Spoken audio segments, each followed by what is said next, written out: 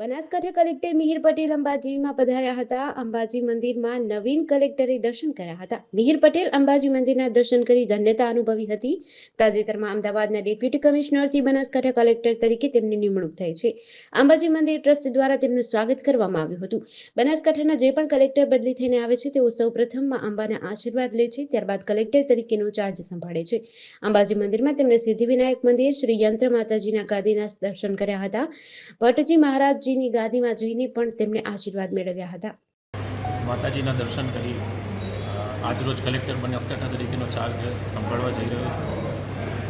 અંબે માતાના દર્શન કરી સર્વેના કલ્યાણ, પ્રગતિ અને સુખાકારી માટે માતાજી પાસે આજે શુભાશીષ આશીર્વાદ માંગ્યા છે. ધન્યવાદ.